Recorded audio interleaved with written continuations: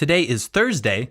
This presumably would have been Cannon Hinnant's fourth day of kindergarten. His first day was supposed to be on Monday, but Cannon didn't get to experience his first day of kindergarten, and he won't get to experience his first day of first grade, and he won't get to go shopping with his mother for school supplies and watch, regretfully, as every year his list becomes filled with less colored pencils and crayons and more notebooks and binders, because he actually won't get to do any of the things that we all enjoyed growing up, because he had his life stolen by this man, Darius Sessoms, because he supposedly biked on the man's lawn by accident. And so Darius Sessoms approached 5-year-old Cannon while he was playing outside with his sisters, and he executed him. He shot this 5-year-old boy in the head point blank, and the media are silent.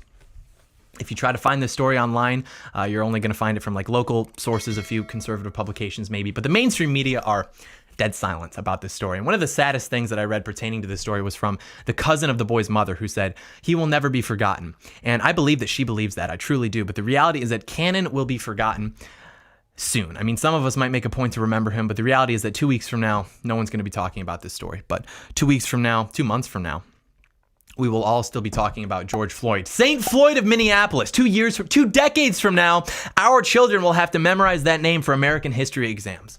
And we know why that is, but to the average person, that might seem a bit strange, but they probably won't question it, because people are not actually individuals. That's my favorite shit-lib assumption. We all know some liberal whose entire personality is just, excuse me, are you registered to vote? Are you registered? Oh, if only more people voted. If only more people, then everything would be fine. The problem isn't more democracy, it's less democracy. We really need all the people who haven't been interested or intelligent enough to take 2 minutes to register to vote. We really need them calling the shots. Most people do not think about things. Most people do not have agency. They do not possess the internal monologue. They basically respond to stimuli and group conformity and then default to pursuing food, sex, and leisure. And the reason I bring this up is because the fact that there is not national outrage about this in isolation, let's not even compare it to George Floyd for a second. The fact that this in itself is not getting people demanding media coverage for this story, it vindicates so much about what we talk about. Like, if a 5-year-old white boy can be executed in his front lawn in front of his sisters, and the media won't cover it because the murderer was a black man, and as a result, no one in this country cares, how do you ever expect to gain any ground? I mean, we have no cultural power in this country, but conservatives think that we're winning because, oh, Trump's in office, and the other day he totally owned this stupid liberal reporter. Cry more, leftist. Hold on, let me drink some leftist tears. Would you like to know what that is? That is a cope of astronomical proportions. They are so overwhelmingly in charge of the narratives in this country, and as a result, what everyone thinks in this country, that a case like this is completely ignored, specifically because it was a black man murdering a young white boy, a child. And so when the silent majority disappears, as our older generations leave us, and the generations replacing them are being indoctrinated by these narratives from infancy throughout their lives, and they're now the majority of the electorate, what then? It's over then. We will have the ultimate illusion of choice. You know, sure, we're all going to get to cast our vote because everyone's voice counts, and we all get to pick where we get our information from because it's a citizen's duty to be informed, but it won't matter. It will be a one-party state. You will have the Democratic Socialists, and you will have the liberal Republicans, who will appear to be right-wing by comparison. The point is that winning elections isn't enough. We have to actually take control of the culture. It is the only way. Otherwise, our window to win elections is only going to be open for about 10 more years. If a story as unbelievably evil and shocking as this can't get covered because to do so would jeopardize the narrative, you can forget just begging for diversity of thought because they don't care. And they probably would have cared at least a little bit if the murderer were a white guy, like, hey, look at this. Look, this was really sad. And then people would be like, wow, white people are the worst. What else is new? But to even acknowledge that black people do things like this, just like white people, and actually even more than white people, would undermine the narrative that black people are the eternal victims in society at the hands of white people who are the eternal oppressors. That's what this is about. This is about preserving the Black Lives Matter narrative. This is about keeping the spotlight and national conversation on George Floyd. But let's compare these cases. I think it's fair to say that things can be tragic and things can be more tragic than other things, and particularly with deaths. I think a lot of that is weighted on who the person is, what their character was like, and also the circumstances surrounding their death. And so with George Floyd, we're told by the supposedly reasonable people that, you know, even if he's not the angel that he's being purported to be, the circumstances of the death are still tragic. It's like, okay. Were they more tragic than being executed at point blank range in front of your sisters at 5 years old? No, they weren't. But what about the people?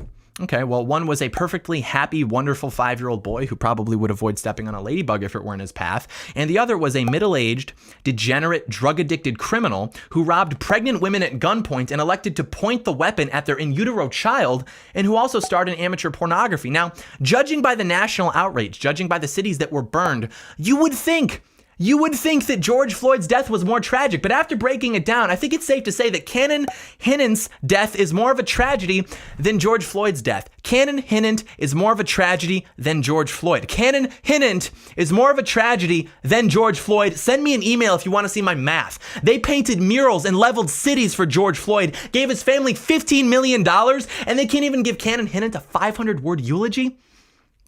Oh, he's going to cut you down. He's going to cut you down. These people are evil. They don't view human life as universally valuable. They don't even view children that way. Look at their attitudes towards abortion or even infanticide with the more honest ones. The way that they regard life is of conditional value, and maybe with abortion they'll employ arbitrary metrics like sentience or valuability, but it just so happens that in this particular case, the conditions that have to be met are whether that person is useful to the narrative. And this 5-year-old boy wasn't, so who cares about him? And his death actually even harms the narrative because it suggests that black people aren't just always the victims and that sometimes they actually do pretty evil things. And so this story had to be completely swept under the rug. This was not a coincidence. These people communicate. They have editorial meetings and they have official decisions to blacklist categorically stories like this because reporting on them and providing truth to the American people would undermine their manufactured narrative. So when they say Black Lives Matter, they don't just mean that Black Lives Matter. Like, of course Black Lives Matter. No one disputes that. What they really mean is that Black Lives Matter because they are black. White lives don't matter simply because they are white, and unless they can be used to propel the narrative, they don't matter at all. That's the message. That's the most tragic thing about this whole thing, that Cannon Hinnant doesn't get to be remembered. He won't get a mural because he is white and because his death is inconvenient to the current narratives. And I've been very careful here because, I don't want people to take what I'm saying in a negative or a hateful way because it's not intended to be that way. But I have to ask, how is your day going to change today because of this? Like, how much longer are we going to read about things like this and just go, that's a shame, and then do nothing about it? Like, where's our outrage? Why don't we flood the streets surrounding the headquarters of these propagandists and demand that they submit to our narrative, which used to go by simply the truth? But I'm not advocating for anything like that. I would never encourage unlicensed demonstrations because not only could that get me kicked off YouTube, it's just plain wrong. If this were Black Lives Matter, they'd probably walk into the offices of the places suppressing this story and wreak havoc. But again, we're not them. We don't want to be like them. We don't want to be off-putting. We don't want to be destructive.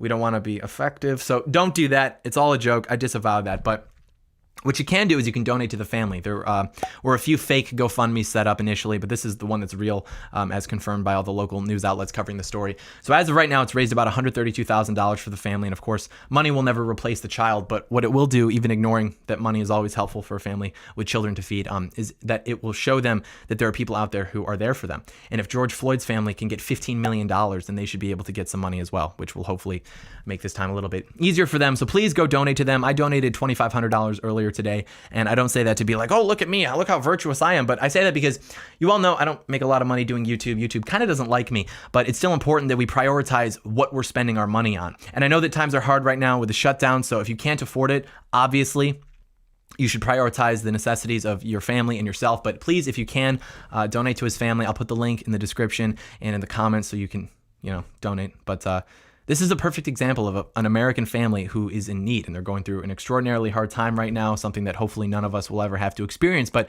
if we're not willing to help them out, if we're not willing to take that action, then what's the point of even trying to fix the country? Hey guys, if you like this video, leave it a thumbs up, leave it a comment, subscribe to the channel, turn on notifications, share it with your friends, and please go donate to the family. Please go donate to the Hinnant family, because losing a child, especially in that manner, is just unbelievable. And then to watch the media just sweep it under the rug, I can't even I cannot even imagine. Very sad. Very sad. So anyways, thank you so much for watching, and may God bless America.